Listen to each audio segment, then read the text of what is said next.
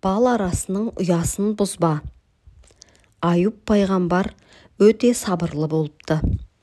Ұлық Құдай періштелерге: Аюп менің ең сабырлы құлым деп мақтанады. Бұл мақтауды естісе, Іблістің жыны келеді екен. Ол Аюптың сабырын түгеспек болады. Оны жоқтықпен, байлықпен, мансаппен азғырады. Шайтанның бұл айласы Аюпқа әсер етпепті. Тіпті әйелін арбап, отбасымен достарының арасына да от салады. Аюп сонда да сыр бермепті. Ібліс күніне 1000 түрлі бәле шақырса да, Аюп тағат жасап отыра береді. Ібліс оған: Аюп, балаң өлді дейді. Құдай өзі берді, өзі алды. Ешкім мәңгі тірі жүрмейді. Өзекті жанға бір өлім дейді. Малыңды жұт алды.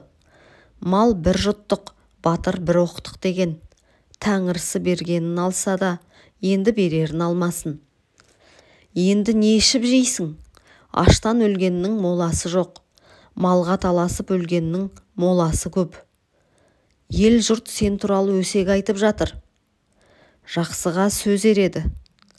Патша сені өлтіремін деді, қаш. Ажал ақымақ үшін 6, ақылды үшін 1. Бүйте берсең жалғыз қаласың. Қабірде барлық адам жалғыз жатады дейді.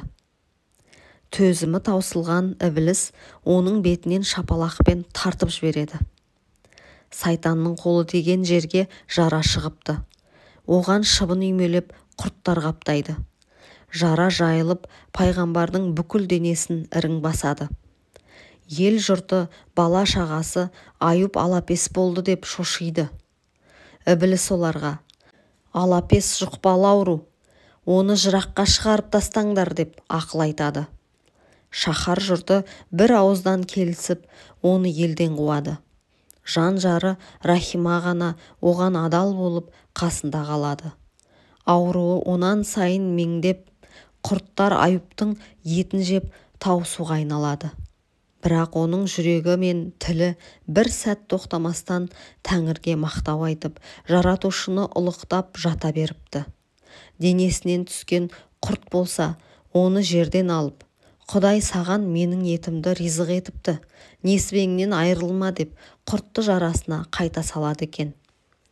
Аюптың сабырлылығын көріп, сайтандар түңіледі. Олар Ібліске келіп: біз Аюпты жеңе алмадық, сыры неде деп сұрайды. Ібліс: оның тілі мен жүрегі Тәңірді еске алып, рухы нұрланып тұр. Бір құртты тіліне, бір құртты жүрегіне сал. Алланың есімінен қуат алу тоқтағанда сабыры сынады деп ақыл береді. Сайтандар солай істейді. Бір құртты тіліне, бір құртты жүрегіне салады. Сол кезде ғана Аюп Тәңірге арыз қылады: Уа, жасаған ем! Саған зікір айтып, есімдеріңнен қуат алатын едім. Мына 2 құрт түбіме жетеді. Уа, Тәңірім, пәрмен өзіңнен болсын дейді. Сонда Алла: әй Аюп, сынақ сағаты бітті. Өкшеңмен жерді теп дейді. Аюп жерді тепкенде жер жарылып су шығыпты. Су сарқырап арыққа айналыпты. Тәңірі, суға шомыл деп әмір береді. Аюп 40 күн суға шомылғанда жарасы жазылып, тәні ширайды. Құрттар тегіс қырылып, 2 құрт қана тірі қалады. Уа, жаратқан, мына екеуі өлмеді ғой дейді.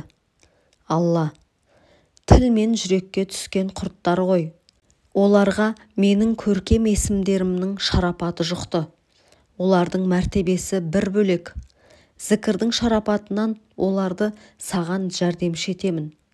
Бірі бал арасына айналады, екіншісі сүлік болып суда қалсын. Бал арасының уы да, балы да шипа. Сүлік аурудың арам қанын сорады дейді. Сол мезетте құрттардың бірі сүлікке, бірі бал арасына айналады. Бал арасы пейіштің бұлағынан шыққандықтан қасиетті жәндіктердің біріне айналған екен. Құран Кәрімнің бір сүресі Нахл сүресі бал арасының атымен аталады. Сондықтан бал арасының ұясын бұзуға, оған себепсіз тиісуге болмайды екен.